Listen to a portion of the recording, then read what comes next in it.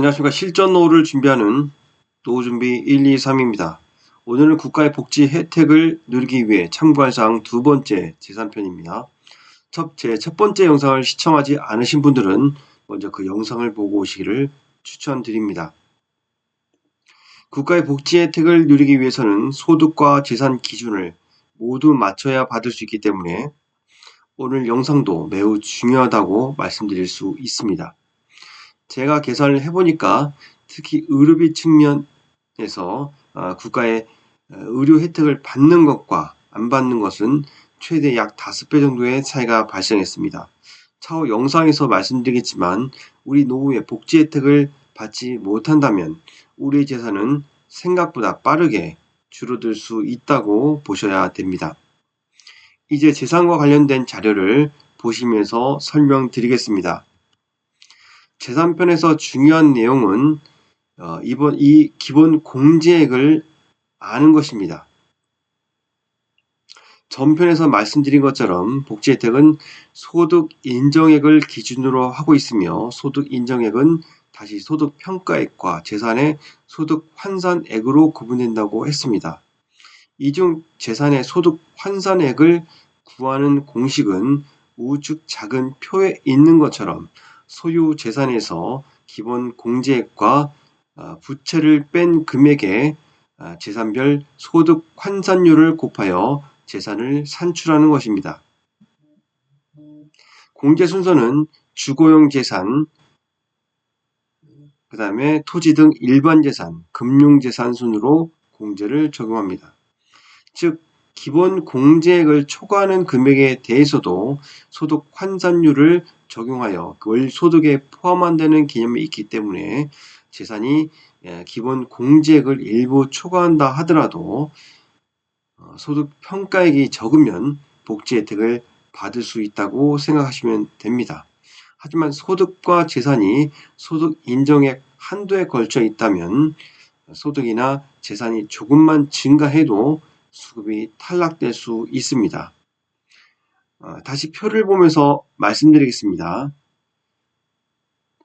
기초수급자, 그 다음에 차상위 계층, 그 다음에 타법 의료급여까지 기준 중위소득 50% 범위에 해당되시는 분들의 재산 기본 공제액은 서울 9,900만원, 경기 8천만원, 세종 창원 광역시 7,700만원, 그 외 지역 5,300만원까지입니다. 다시 말해서 집이나 토지, 금융재산이 일부 있어도 수급자 조건에 해당한다는 것입니다. 여기서 집과 토지는 공시가격을 기준으로 하기 때문에 실거래가로 재산을 산정한다면 위 금액보다 다소 상승할 수 있습니다. 이 밖에 65세 이상 근로능력이 없는 가구로 구성되었거나 간병, 육아 등으로 근로가 어려운 경우에는 재산 범위 특례 대상이 됩니다. 하지만 이 경우에도 금융소득의 한도가 정해져 있습니다. 이 밖에 차상위 본인부담 경감 대상자도 기초수급자에 비해서는 재산 기준이 다소 완화되어 있다고 볼 수 있습니다. 이 밖에 기준 중위소득 75%까지 지원하는 긴급복지 지원도 전체 재산뿐만 아니라 금융재산의 한도까지 본다는 것을 알 수 있고 기준 중위소득 100% 선까지 지원하는 폭넓게 지원하는 재난적 의료비 지원도 총재산 7억 미만까지만 지원 대상이라는 것이죠. 그리고 노인의 70%가 지급받는다는 기초연금조차도 소득과 재산 기준이 정해져 있습니다. 이처럼 국가의 복지 혜택은 모두가 소득과 재산 기준이 있으며 이 두 조건을 맞췄을 때 비로소 지원이 이루어진다는 것을 기억하시기 바랍니다. 여러분이 이 재산 자료를 통해서 기억해야 할 내용은 국가에서 집중적으로 지원하고 있는 복지 대상, 즉 기준 중위소득 50% 미만 저소득층에 대해서도 순재산액을 1억 원 정도까지는 없는 것으로 인정해 준다는 것입니다. 우리가 가끔씩 뉴스에서 보는 것처럼 파자촌에 살 정도로 열악해야 저소득층은 아니라는 말씀입니다. 여기까지 얘기를 듣고 누군가는 이런 생각을 할 수도 있습니다. 연금으로 소득을 맞추고 재산은 자녀에게 증여해서 1억 원 미만으로 맞추면 혜택을 보겠구나 라고요. 결론부터 말하면 이 방법은 매우 안 좋은 생각입니다. 여러분의 소득과 재산은 이미 국가에서 다 알고 있다고 보시면 됩니다. 그래서 재산을 임의적으로 감소시키면 그 재산의 감소분을 기타 산정되는 재산으로 구분하여 실제 본인 지출액을 제외하고 나머지 재산은 매월 정부에서 인정하는 자연적 소비금액만큼을 전산해서 차감해주기 때문에 이 금액을 포함한 소득 인정액이 대상 기준을 초과한다면 다 소진되기 전까지 복지 혜택에 신청할 자격이 안 된다는 것입니다. 이걸로 끝이 아닙니다. 국가에서는 자동차에 대해서도 별도의 기준을 두고 있습니다. 기본적으로 자동차는 자동차가액의 100%를 월 소득금액으로 산정하게 되는 것이 원칙이지만 예외적인 기준으로 자동차가액의 4.1%, 4.17%만 월 소득금액에 반영한다는 규정이 있는데요.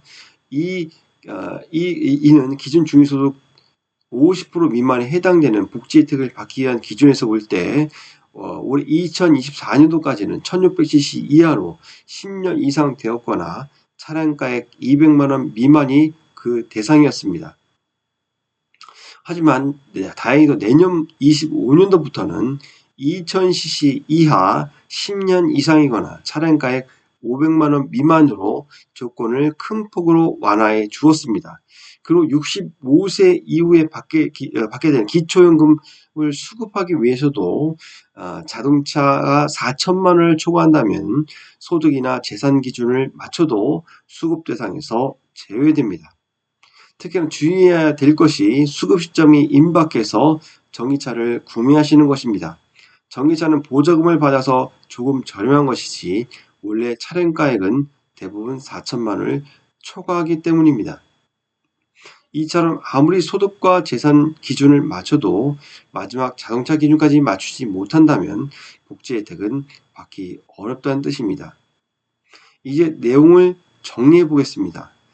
25년도 기준으로 국가에서 보는 기준 중위소득 50% 이하의 저소득층 재산 수준은 약 1억에서 1억, 최대 1억 5천까지 이하이고 자동차는 2000cc 이하로 차량가액 500만 원 이하라는 것입니다. 물론 지방은 좀 더 줄어들겠죠.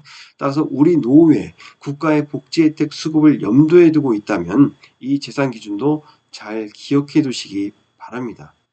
그런데 무엇이 이렇게 세부적이고 구체적일까요? 한마디로 국가에서는 국민 개개인의 소득과 재산에 대한 정보를 다 알고 있기 때문에 소득과 재산 정보를 조금씩 조정하여 전체 복지 대상자의 수를 조절하고 있다는 것을 알 수 있습니다.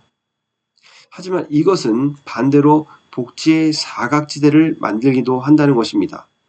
다시 말해서 소득 인정액이라고 하는 것이 재산의 소득 환산액을 연동하고 있고 또한 이론 단위까지 관리되기 때문에 작은 재산의 변동만으로도 수급 자격이 탈락될 수 있다는 것입니다. 또한 소득과 재산이 거의 없어도 2000cc를 초과하는 오래된 자동차 한 대가 나의 수급 자격을 박탈하기도 합니다. 정부의 규정이 이러니 불평을 가질 필요는 없습니다. 혜택을 받고자 하는 자가 규정을 지키면 되는 것입니다. 어쩌면 정부는 이런 규정을 몰라 혜택을 못 받고 계신 분들까지 이미 감안하고 있을지 모르니까요. 재산편을 보면서 생각해 볼 내용은 무엇일까요?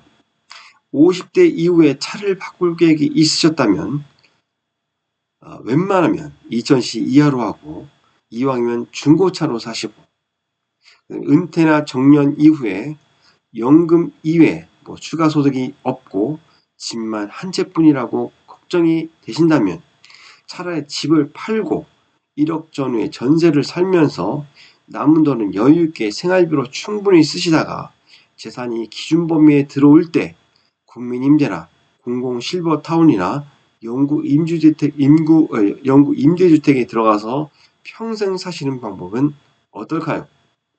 여기 들어가신 보증금이나 월세도 저렴하기 때문에 또 재산이 남아서 생활비로 쓰시면 됩니다.